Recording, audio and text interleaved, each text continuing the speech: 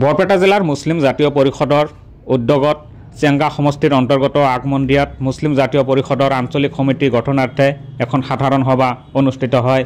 উক্ত সভাত 40 জনীয়া আঞ্চলিক সমিতি গঠন হয় আৰু অনাগত দিনত মুছলিম জাতীয় পৰিষদক অধিক মজবুত কৰিবলৈ চেষ্টা অব্যাহত ৰাখে।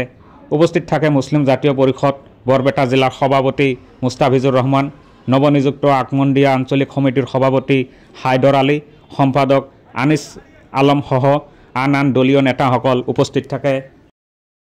জিলা সমিতিৰ উদ্যোগত মুছলিম জাতীয় পৰিষদৰ এখন আঞ্চলিক সমিতি গঠন কৰা হয়। চেঙা বিধানসভা সমষ্টিৰ অন্তৰ্গত আগমন্দিয়া আঞ্চলিক সমিতি। উক্ত আঞ্চলিক সমিতিখনত সৰ্বসন্মতিক্ৰমে হায়দৰ আলী আহমদক সভাপতি আৰু আনিছ আলমক সম্পাদক দিয়া হয় আৰু প্ৰায় 45 জনীয়া এটা কমিটি গঠন কৰা হয়।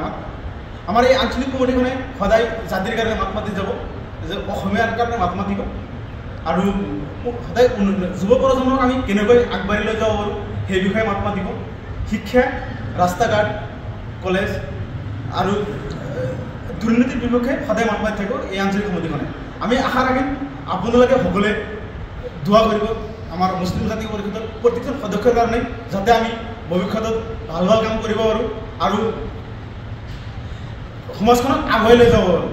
নিউজ কেয়াৰ 24 সত্যৰ সন্ধানত অবিৰত যাত্ৰা।